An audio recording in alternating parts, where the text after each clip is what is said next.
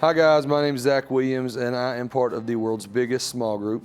And for me, I found hope in the midst of my suffering. In 2012, I was in a band. I was on tour. We were in Europe.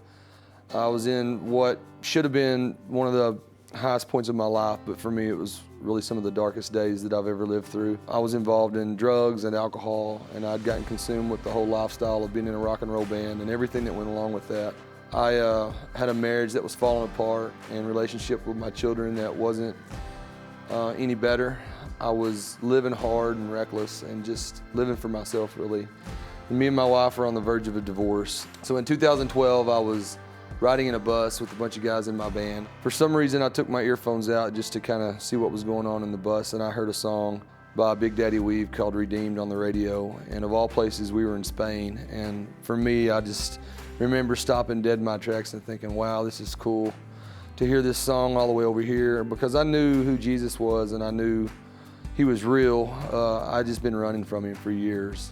Grew up listening to Christian music with my dad, worked for a construction company with my dad, and we listened to Christian radio every day. So I knew when I heard that song that it was intended for me at that moment, and it stopped me dead in my tracks, and it was my wake-up call. It was like God saying, you know, I've given you this gift, and you're using it for this when you could be using it for so much more. And I just remember going back to the hotel room.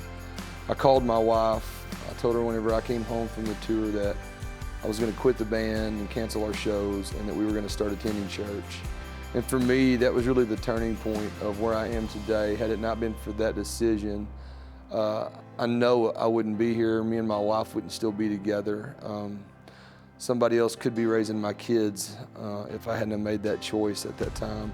And it really is what turned everything around, and it's really how the song Chainbreaker came about. I remember whenever we started working on writing this song, I just remember thinking back to where I was in my life and all the things that I'd told myself that I couldn't be, and these, fears of rejection and these roads that I'd been walking that were constant dead-end roads and just uphill battles. And the idea to write a song about who Jesus was and just pack it full of truths of who he is and what he can do really was the idea for Chainbreaker. And just to be a small part of what that song's doing now has really been really cool, and I'm excited to be able to share it with you guys.